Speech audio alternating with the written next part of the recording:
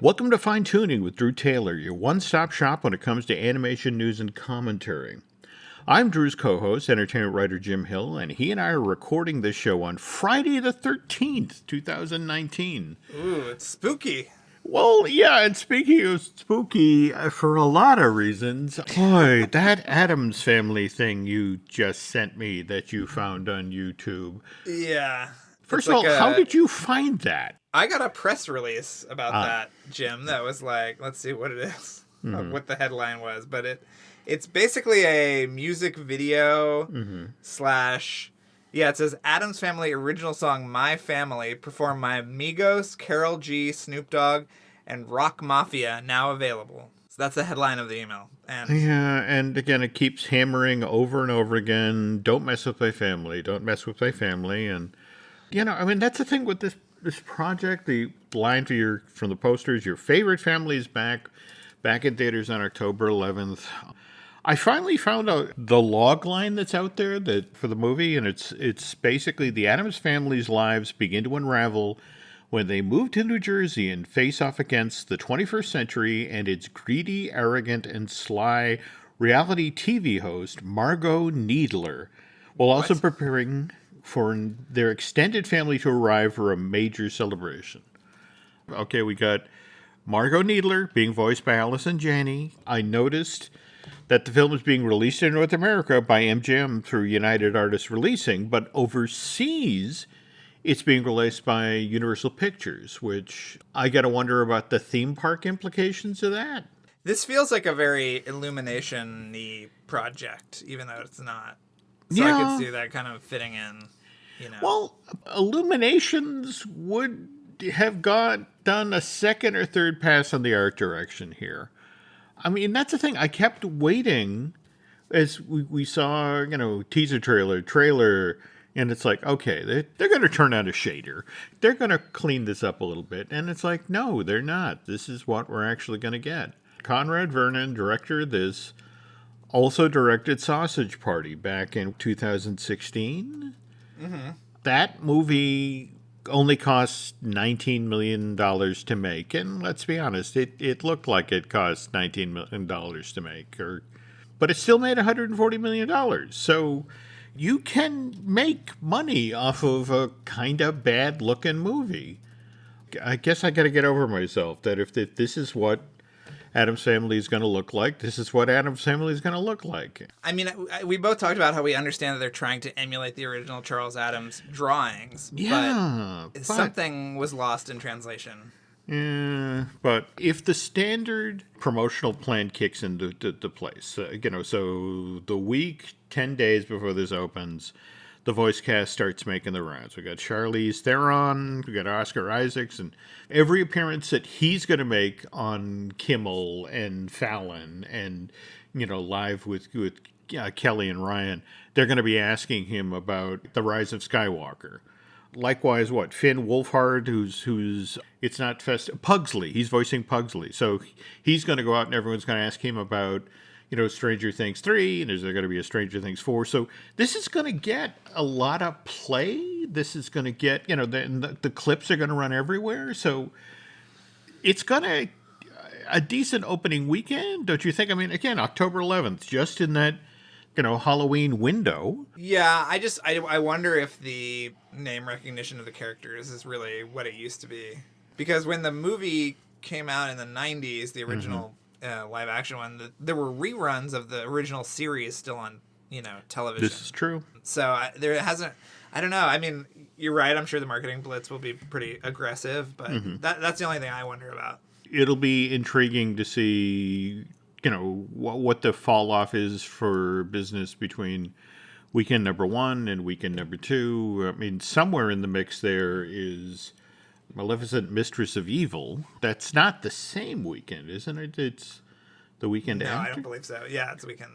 Maleficent is October 18th. Ooh, okay. Yeah.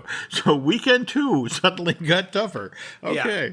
Charles Addams' drawings are so wonderful, and it's just, you look at this, and it's just like, really? Anyway, speaking of dark things, and this isn't funny, strange Charles Addams dark. This is pretty savage dark, like gouge the eyes out of a woolly mammoth shark, but oh my God, Primal. Yeah. Have you seen the TV ads they've been showing on Cartoon Network where it's like Yeah. 30 seconds of just animals screaming, and it's just like, wow, this is going to be intense. And that's what kind of intrigues me about Adult Swim's decision to put this thing out in theaters. It's coming out in theaters like in a week, isn't it? Yeah, I've got my ticket for September 21st. It's at a theater in downtown Los Angeles, and I will be there. If you see me, say hello. Okay. The speculation is that they're somehow going to put this up for the Best Animated Feature Oscar. That by stitching them together and having it run in a theater in Los Angeles, that it qualifies. So that's the speculation. Not 2 years ago, we had the long overdue 5th season of Samurai Jack, which people also came at him, about that it was dark, and it was so much darker than the original series, so much more violent, and that had a relatively brief run on Toonami for March 17th through May 20th of 2017. But you look at Primal, and don't get me wrong, I love the art direction. I mean, it's beautifully done, and it's really strong animation. But at the same time, this is just dark. Right behind this is supposed to be Gennedy's next feature, Fixed, which is supposed to be R-rated. Yeah. Has anybody checked on Gennedy lately? Is he okay? Well, I mean, the other thing the big X factor is the announcement for Hotel Transylvania 4, which we've covered on the show. And I cannot get a straight answer as to whether or not he's involved or not. Every time I say, is he doing it? They go, I don't know. So I really have begun to group, the Hotel Transylvania movies with Ice Age. I mean, the first Ice Age, for all of its production issues, I mean, the whole section of the film they cut with Sid being sort of a hound hitting on, other female slots. And likewise, again, initial film, they killed Diego. But in the end, they delivered a good, strong movie. But then with each of the subsequent Ice Age movies, I mean, they'd make more money, but they'd be less entertaining. Yeah, I was pretty impressed with the third Hotel Transylvania, though. I thought they did some really interesting stuff with it. I don't know if you ever saw it, but yeah, I mean, that, I will grant you, they certainly freed up the look and, by changing the location and that sort of thing. But I remember, talking with them when they were working on Hotel Transylvania 2, and the whole notion of the little girls of America don't want to see Mavis pregnant. So it was how to, quickly move Selena Gomez's character from married to pregnant to having a child without really hammering that. Speaking of which, did you see what Miley Cyrus said about why she got fired from Hotel Transylvania? Oh, yes. What was it? A penis-shaped cake. Am I remembering this? Yes. Yeah. I mean, I think that's the amazing thing about being an entertainment writer in this age, Drew, is it used to be there were filters. Yes, it's like, no more. Maybe you shouldn't tell that story. To hell with it. God bless Twitter, Yes, there you go. There we go. Okay, so speaking of Primal, okay, so again, it's at the Downtown LA Theater. It's a 7-day run from September 20th through the 26th, but the Adult Swim debut of Primal comes on October 7th. And speaking of other television-related stuff, you just watched the first Undone? Is that yes, first I did. episode? Okay, yes. This is Netflix or Amazon, correctly? It's Amazon Prime, yeah. Amazon Prime, okay. Yeah. And again, this comes from Toronto, the Eisner Company? Or? Yes, it comes from Toronto. It's created by Raphael Bob Waxberg, who created BoJack, obviously. Okay. And Kate Purdy is the co-creator and writer. Okay. And, it's really something. It is done in a sort of pseudo-rotoscope style that reminds me of Waking Life or Scanner Darkly, two movies that I really love. And the first one is pretty much set up, but it's really engaging and funny and emotional, and I cannot wait to see where it goes, because there's a twist at the end of the first episode that's pretty shocking. So yeah, I'm really excited to watch the rest of them. You mentioned that one of the things that most impressed you about Undone is you grew up in San Antonio, and this Yeah, is it's set in San Antonio. I had no idea it was set in San Antonio. So yeah, in an opening sequence, she's driving by a arena that looks very much like the Alamo Dome, and I thought, oh, that's interesting. I wonder if there's other arenas like that in the country or something. And then later they're, on the Riverwalk, and so it becomes very clear that it is San Antonio. And I would recommend anyone visit San Antonio if you haven't. It's a wonderful city, a fun place to grow up. And as long as we're talking about animation for television, whether it's streaming or the like, we of course have to talk about this last 4 and 5 episodes of season 2 of DuckTales. Yeah, so season 2 is done, right? That's it. Well, yeah, but the interesting thing is that in the last minute they set up season 3, which I can do. How do you feel about talking about that? Can we spoil that a little bit, or about season 3? Yeah. What about it? Well, the whole notion of the dark conspiracy that we. Oh yeah. We get to see the 3 vultures who are basically Scrooge McDuck's board of directors, who it turns out are the head of some sort of nefarious organization. And I'm sure somebody out there is already talking about the animated characters that were sort of standing in the shadows there and who they are. Right. Well, I mean, they're members of FOWL, which stands for the Fiendish Organization of World Larceny. Mm-hmm. And they were on Darkwing Duck, primarily. But they were on DuckTales, too, so... Okay, because I recognize Steelbeak, but the rest of the characters were like, okay... I'm not, was kind of intrigued and I thought, I used to watch Darkwing back in the day, but, it was like, okay, Steelbeak I picked out. The rest of them was like, right. So in the reboot, it's composed of Black Heron, Jeeves, John D. Rocker Duck, Phantom Blot, who is that kind of like shapeless blob inside the... yes, inside okay, from the classic Mickeys. Yeah, yes. Okay. And Gandra D.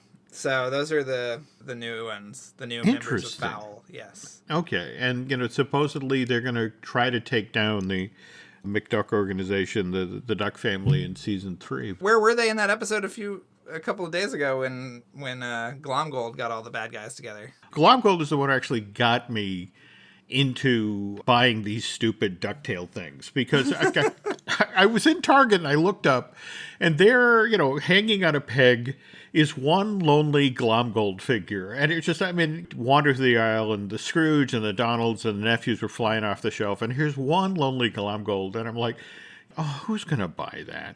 Suddenly I'm thinking of Stinky Pete in Toy Story 2. It's like, somebody's got to give this thing a home. So it's, right. So I brought it home, and then again, because I have the collector gene. Well, I now have one of them. I have to get the rest of them, and that's why I have all of this DuckTales crap here on my table. But I love that they actually gave Glomgold a heroic arc, even though in classic Glomgold fashion it made... In fact, that was the thing I loved about the Moon Invasion episode, that the only plan that worked was the plan that made no sense. And of course, that was Glomgold's plan. At this point, I want a shark in a Parker plush. That was so good. It was an interesting mix of, the 5 very strong episodes in their own unique ways. In fact, the episode where Glomtails, where, was all of the villains banded together, that was great fun. Did you have a favorite out of the bunch? Or? I thought this finale was pretty amazing. Just the way everything came together. I loved... I obviously loved Donald's Mickey Mouse melon. Yes. And then also I loved Donald dressing up as Darkwing. So yeah, there were a lot of things from that finale I really loved. To go full Castaway with Donald, I thought was a brilliant choice, especially with the watermelon Mickey Mouse, standing in for Wilson. Oh. It's so funny that I didn't notice that he'd been gone so long either. Honestly, this show has such strong writing.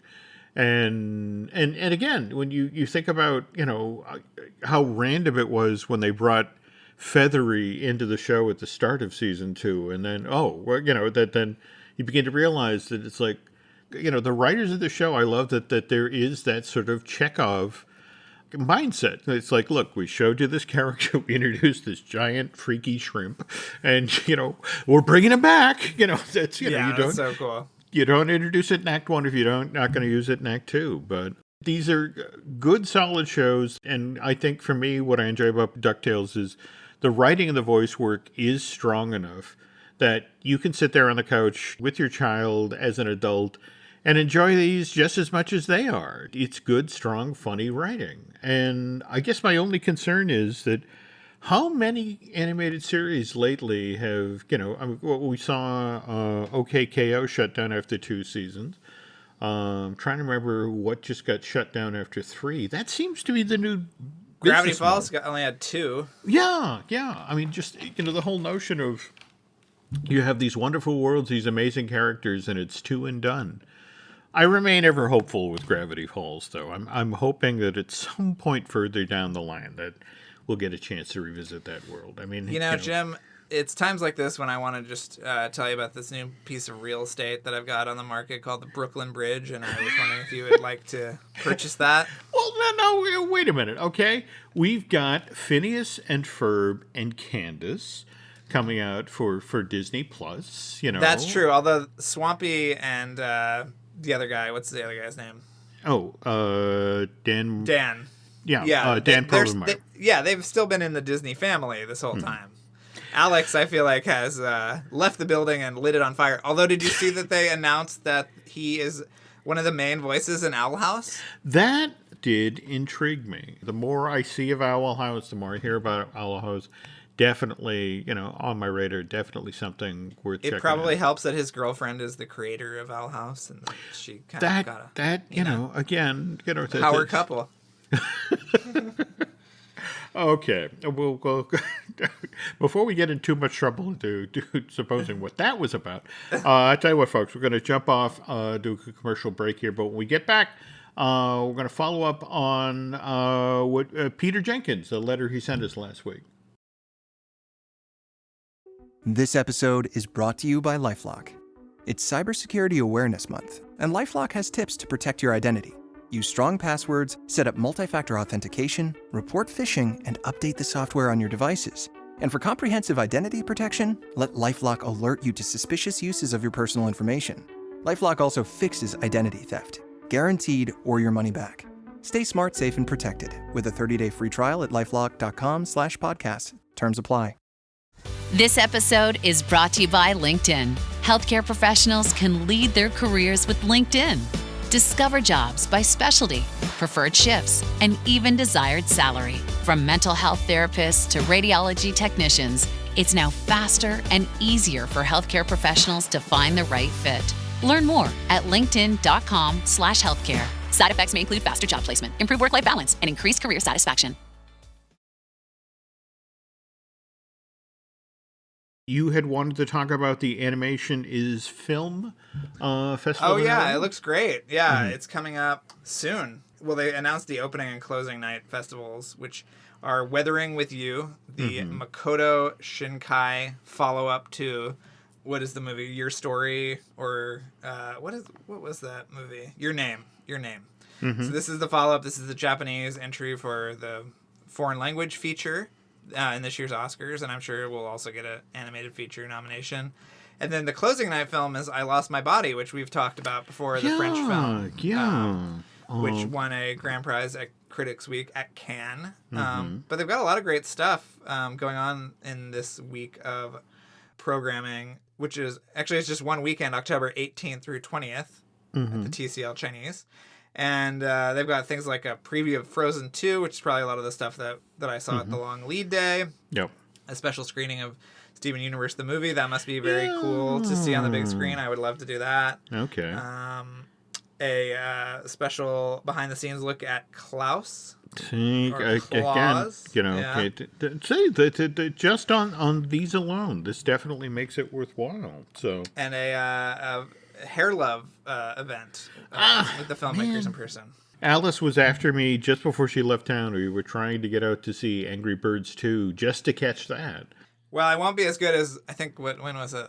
Last year I hosted a panel there for Incredibles too, but so you won't see me there as of yet. I mean, I know that this is a big letdown, but Okay, it just went from a 10 to a 9. I just Yes. it's like, man, all right, but okay, that they'll correct that error next year. Trust me. yes, I hope Okay. so. Yeah. All right.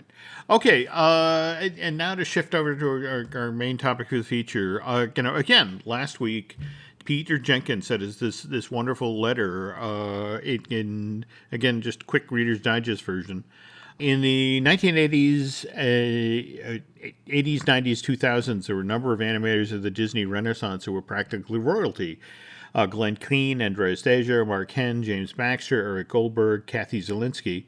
And in the tragedy of Disney abandoning these artists' chosen art form, I would just wonder if you had any insights as to what they're up to these days. And so last week, we talked mostly about James Baxter, who is one of these guys who there is, in fact, life post-Disney. James proved that in a lot of ways by leaving Disney, going to DreamWorks, going back to Disney, setting up his own studio. It's funny you talked about just now about Klaus at animation film, because that's where James is now. He's the head of character animation at Netflix, and he's kind of riding herd on Klaus out ahead of its theatrical release, and then being able to streaming on Netflix. But I thought for today's show, Drew, we'd talk about Glen Keane and Andreas Deja Great. and their careers at Disney. Now, I don't need to to tell you about Andreas. I mean, face it, he had one of the more amazing runs at Disney, at least when it came to the villains. I mean, he had Gaston in Beauty and the Beast. He had Jafar in Aladdin. He had Scar in Lion King. And, I always loved that story about he was supposed to do Hades for Hercules, but only when they were talking about Jack Nicholson voicing that character. And when they couldn't land Nicholson, he was like, well, if I don't want to do I don't want to do another villain. That's why I thought Goldberg wanted to do him too.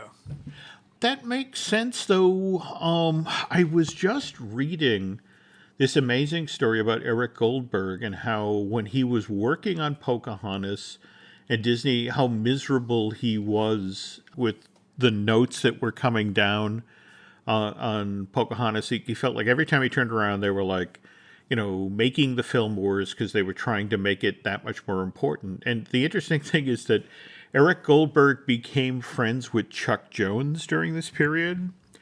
And Chuck gave him this really bizarre piece of advice. And it's like, well, you have to understand that, the reason they're giving you all these stupid notes is they hate you. And it's like, what? They said, well, yeah, you can draw. They can't, and they really resent that. So, and evidently Eric, took that to heart. It's like, well, you're just mad because you can't draw. So he was also after... That's what I had heard, because I heard that he did Phil after he didn't want to do Hades. Because he was... Yeah, but anyway. Okay, because Nick Ranieri ended up doing Hades. In fact, you and I have talked previously about, is it Nick's Twitter feed where it's his Facebook page. Yeah, boy, if you drill down into that, I mean, I was amazed when in that feed there was, he's posted a piece of animation of Hades that he did back when John Lithgow was the voice of the character, and it's one of these things where it's like, in fact, I remember I reached out to you immediately because I thought as soon as Disney Legal finds out, this goes away. And and it hasn't been taken down yet, amazingly. Yeah, and of course, now here we are helping. Hey, Disney Legal, do your job! So, But anyway, Andreas was a master, and still is a master, of hand-drawn animation. As Disney entered that weird period where it's like, hey, maybe we're not doing this anymore, here was Andreas doing things like Lilo in Lilo and Stitch. And really experimenting with the form, really sort of expanding. And you look at the latter stuff that he does. What did you think of Mama Odie in Princess and the Frog? I really like Mama Odie. It's definitely a change of pace, but yeah, I mean, it's wonderful line work and characterization and yeah, I think Princess and the Frog is very underrated and a really charming, wonderful movie. Again, that's Drew's polite way of saying you should have invited me to the 10th anniversary thing at the Academy. I mean, I don't even harbor all the ill will that you do about them sort of sanitizing it and whatnot, but we can save that for another podcast. Okay. Yeah. But, so we jump ahead to what wound up being, in fact, we talked about this last week, Winnie the Pooh, the 2011 feature-length one. The interesting thing is Andreas had his pick of characters, and what he decided to do is he wanted to do Tigger, because his hero, a member of the Nine Old Men, Milt Kahl, had animated Tigger in that character's debut film for Disney, which was the 1967 featurette Winnie the Pooh and the Bluster Dragon. In fact, that's the one that went on to win the Academy Award for Best Short Subject. And what I find fascinating, Drew, is that Andreas leaves Disney in January of 2011, where Winnie the Pooh doesn't even open in the UK till April, and then in US theaters till July of that year. So he saw the handwriting on the wall. Disney hadn't officially said anything at that point, but there was no hand-drawn follow-up for Winnie the Pooh in the works at that point. And Andreas, when it came to CG, when I talked with him about it, he always said it wasn't animating, it was puppeteering. And he said, don't get me wrong, puppeteering's an art form. It's an art, but I'm an animator. I like working, I like hand-drawn. I like working with a pencil. But again, the problem is when you're a master of an art form, but it's an art form that major corporations do. And if it's just not, the folks who are in the corner office have decided we're not making that anymore, they don't make it anymore. So Andreas walked away from the Disney company, though the interesting thing is that he almost immediately begins working for the Walt Disney Family Museum. First, he works on an exhibit called Deja View, which is this exhibit that celebrated his own artwork. It ran at the Family Museum from March 23rd to October 9th of 2017. And just this past year, he curated an exhibit for the museum, Mickey from Walt to the World. And that started in May of this year and runs through January 6th of 2020, but it's 400 different objects. And Andreas knows Mickey intimately because he animated that character for The Prince and the Pauper and the featurette that went out with The Rescuers Down Under. This is a guy who isn't willing to give up on hand-drawn animation, even though, major companies like Disney just aren't willing to spend the money to make those movies anymore. So he's making a film on his own, this passion project called Mushka. Have you seen any of the stuff? No, nothing. I go to his website every once in a while to check in, but I haven't seen anything from that. Well, there's a couple of little tests that are, in fact, the last time I talked with him, he was envisioning having Mushka ready to take out on the festival circuit later this year, early next year.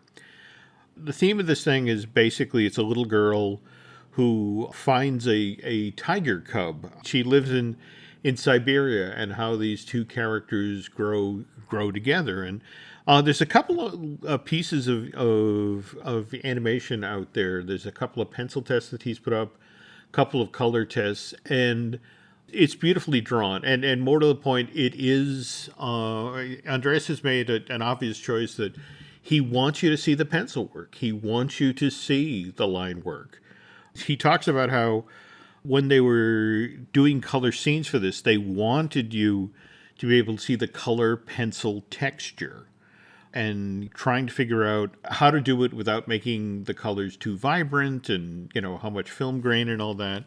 I mean, it's beautiful stuff. In fact, the most recent thing that was posted online was July of this year. Urge you folks to go hammer on Google or head over to YouTube and check this out. But this film's coming. We'll see this probably in 2020, which is kind of ironic because isn't that about the same time we're going to see Glenn's new movie? It should be on Netflix next year. Yeah. Yeah. Yeah. Yeah, and now to talk about Glen Keane. Well, look, face it, Drew. If we're if we go with what Peter Jenkins was talking about back in the 80s and 90s, if there was a celebrity animator, it would have to be Glen Keane. Some of that grew out of who his dad was, Bill Keane, the gentleman who drew the Family Circle daily cartoon panel. And Glenn came through the door at Disney and sort of made a big splash with his first assignment of size, and that was what the Bear and the Fox and the Hound. Mm-hmm. And then right after that we got Ratigan for The Great Mouse Detective, and certainly didn't hurt that his first character that talked wound up being voiced by Vincent Price. And then there was literally this run where, if there was a lead character in a film, Glenn animated. I mean, face it, he did The Beast and Beauty and the Beast. He did Aladdin and Aladdin. He did Pocahontas and Pocahontas. Tarzan and Tarzan. He was the guy, do you remember when Jeffrey Katzenberg described him as the Tom Cruise of animation and Mark Hahn as the Julia Roberts of animation? Yeah, because I remember, Julia had that prominent mustache. Yes, just yeah. sort of like, she eventually got that dealt with. Right. But the interesting thing for me is that Glenn always had one foot in the CG world, even as he was being acknowledged as the modern master of hand-drawn. I mean, think about it. The first time he really comes on the radar at Disney is when he and John Lasseter, in fact, we've talked about this on previous fine-tunings, that test they did for the Where the Wild Things Are, where John was going to do the CG end of the film, and Glenn was going to handle translating Maurice Sandok's characters to hand-drawn animation. And then, if you just look at, he, on every film of size that he worked on, he found himself having to figure out, okay, how do my hand-drawn characters interact with CG? The clock scene inside of Big Ben in The Great Mouse Detective, or the ballroom scene in Beauty and the Beast, the chaos scene in The Cave of Wonders in Aladdin. Yeah. Just think about the deep canvas stuff they did for Tarzan, where he was, they had him the equivalent of skateboarding through the jungle along the treetops and all that. And I guess the capper was when Glenn, and this was always putting his hand-drawn animation on top of CG stuff and interacting and making it all look seamless. And the capper for that has to be Treasure Planet, where, literally here's Glenn working side by side with CG artist Eric Daniels on Long John Silver. Well, yeah, and that whole movie uses deep canvas in a way that people, I think, might not recognize, but that deep canvas is all over that movie. It's really fascinating. We could do a whole show on deep canvas, but yeah. Yeah, that movie just breaks my heart. I mean, it's not it was very one of these things. It's still, that's the thing. In a weird sort of way, in my mind, it's the companion piece to the Winnie the Pooh story in 2011. I'm trying to remember which of the Harry Potter movies came out in 2001. It might actually have been the very first one, Harry Potter and the Sorcerer's Stone. But I think nobody at that point knew that the Potter movies were going to be as big as they became. But poor Treasure Planet went out against that and never really recovered. And I don't know when was the last time you watched that movie, Drew, but it really does hold up. It's really well done. Has some Planet? Amazing. Yeah. I haven't watched it in a while, and I remember being sort of bored with it when it came out in the theaters. But I feel like that and Atlantis have steadily accumulated a cult following. And actually, anytime we would do any Treasure Planet stuff on Oh My Disney or Disney Insider, people went crazy. So. There is a strong fan base out there for sure. I don't know that. I've always wondered what would have happened if, face it, in much the same way that Jack Nicholson was, who Disney really wanted for Hades, who Disney really wanted for Long John Silver was Sean Connery. Oh, wow. Yeah. Some Hunt for Red October vibes are there, you know. Yeah, I just, don't get Brian Murray did an amazing job, but just again, sometimes just that little bit extra star power in the tank helps with a movie. So we jump ahead. It's post Treasure Planet, and Glenn has been working on Rapunzel. In fact, the interesting, Glenn admits that he was working on developing Rapunzel as far back as '96. When Tarzan was having story issues. In fact, I've got, remind me, Drew, I've got a copy of the script you'll love. It's literally a version of the story where Tarzan goes back to London. And, the entire climax of the film is set inside of Greystoke Manor, which, he's in a wing of the building where basically all of the animals he loves have been shot and stuffed, and now the building's on fire. So oh my god! Which of course would have lent itself so beautifully for a theme park ride. Yes. But anyway, when clear they were having story problems, Glenn sort of pivoted and began working on Rapunzel. And when Treasure Planet was over, and Glenn sort of indicated that, kind of like Eric Goldberg, it's like, I would love to take a shot at directing someday. And it's like, well, Disney sort of made this deal with him to the effect of like, okay, look, we'll allow you to direct, but we really want Rapunzel to be CG. But can you be the guy who, the hand-drawn guy who, helps us deliver films that look as good as a Beauty and the Beast or an Aladdin in CG? And so there was this very famous meeting that was held on the Disney lot on April 4th, 2003, where Glenn stood on stage in front of 50 of the studio's best animators.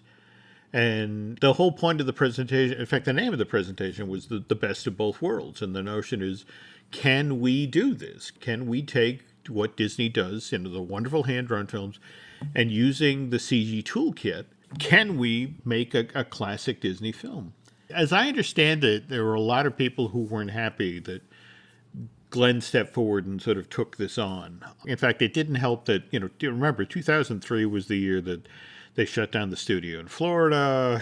They did all sorts of layoffs. And again, this is more telling about Disney management at that time than it is about Glen Keane. But they kept giving him notes to the effect of, this needs to be more like Shrek.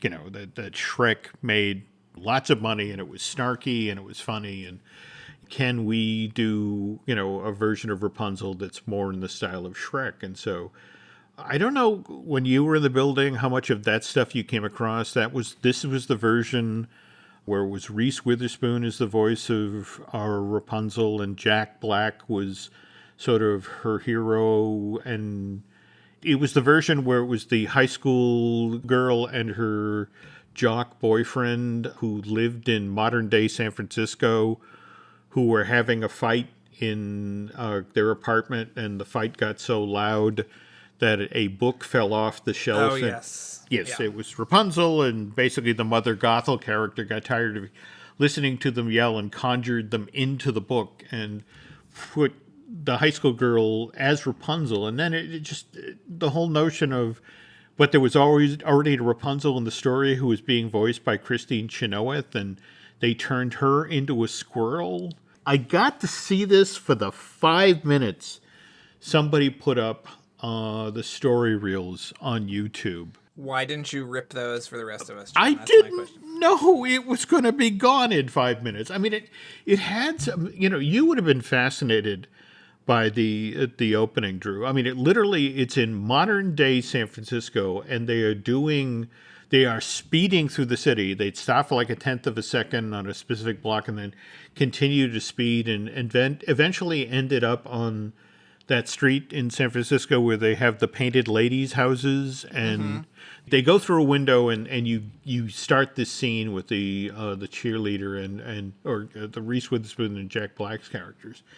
And the finale literally was a coach driving, pulled by 6 horses, plunging off a cliff, and only seconds before they hit the ground, wings sprout out of the horses. And, it's like, you didn't mention they were flying horses. It's like, oh, I should have brought that up earlier.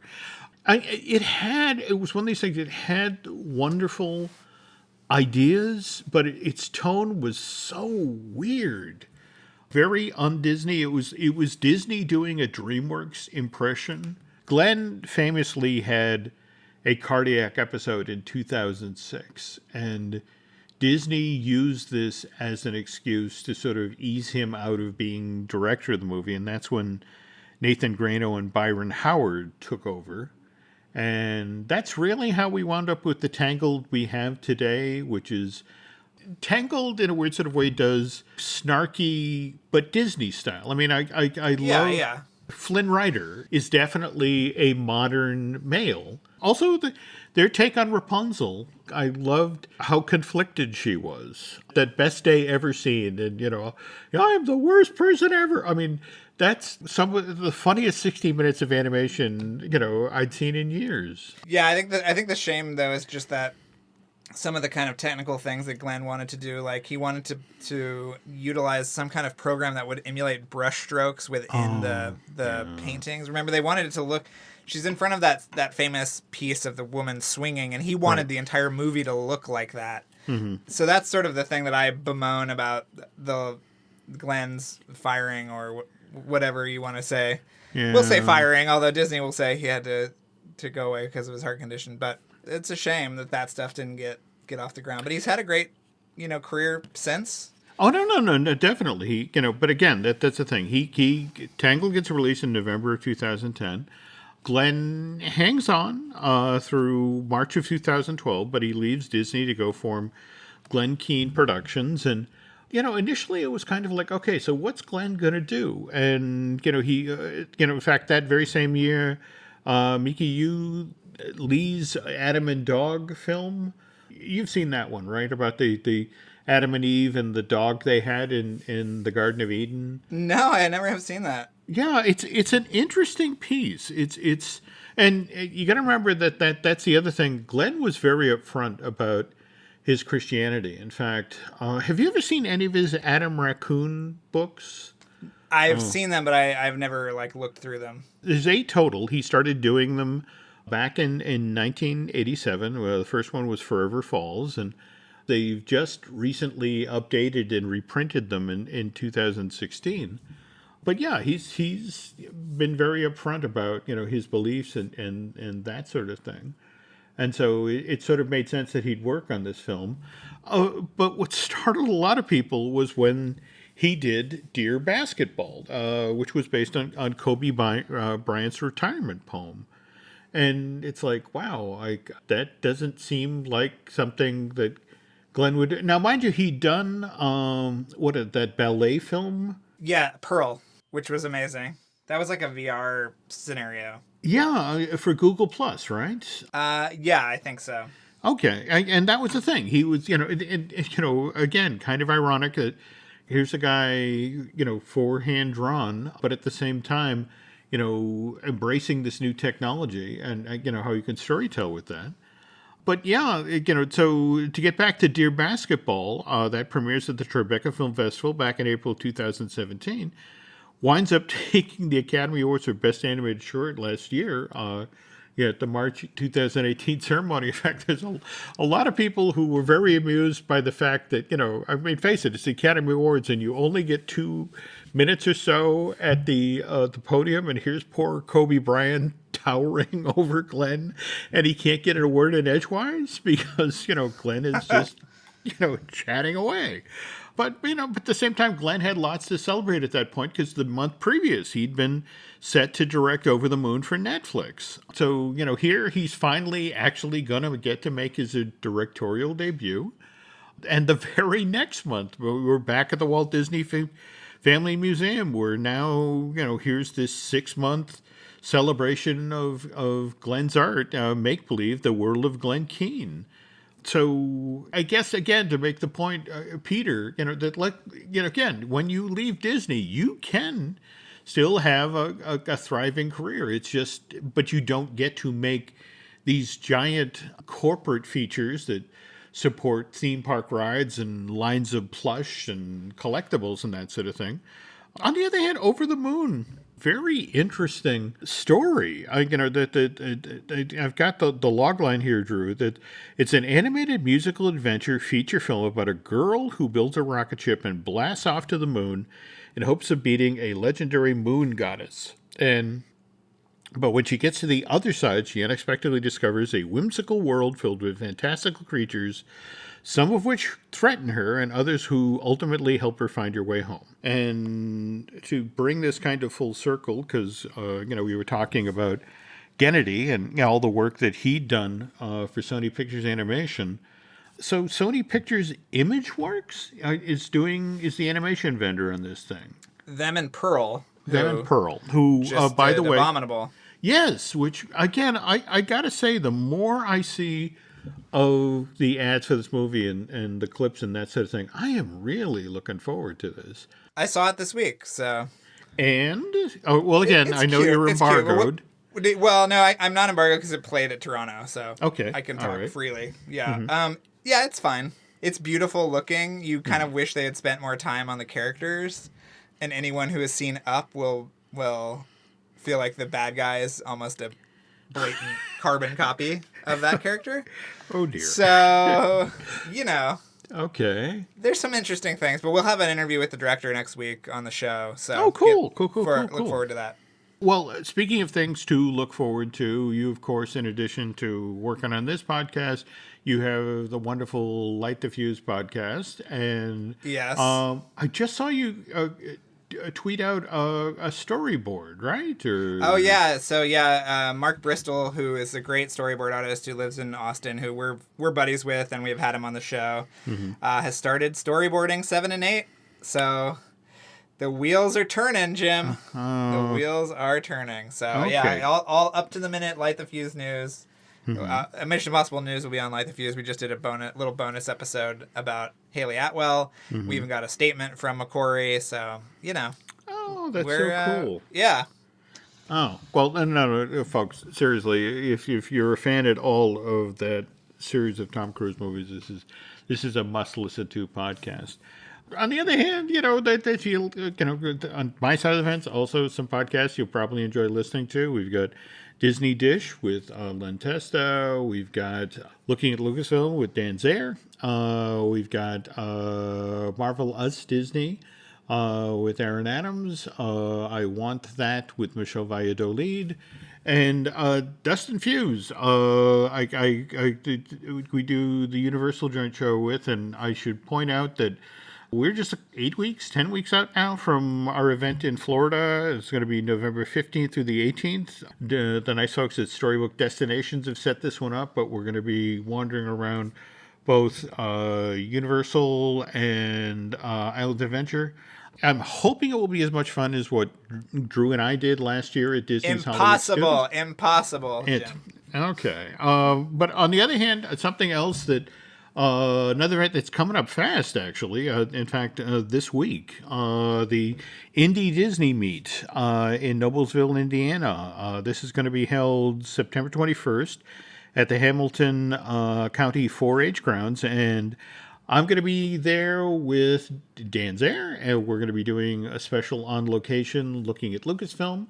We're also going to have Aaron Adams sitting in with us on that one. Why wasn't I invited to this, Jim? I feel personally attacked. Well, Old Man Hill forgets things sometimes.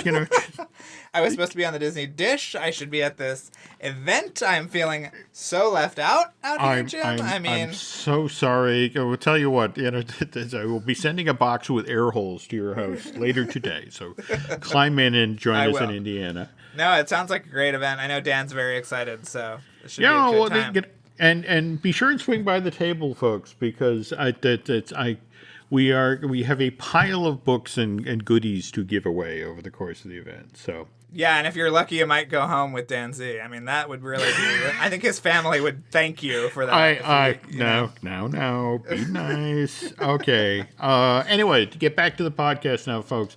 Again, it would be very helpful to myself and Mr. Taylor if you would swing by iTunes and rate and recommend shows like Light the Fuse. Likewise, if you really, really, really like what we do here at Jim Hill Media. Head over to Bandcamp and subscribe. And I guess that does it for now. That's But tell you what, folks, you come back next week, as Drew mentioned. We'll get more in depth into Abominable, and that's when we'll be sharing Jill Colton, right? That's the director? Yes. Oh, She has some amazing stories, so I think you're going to love it.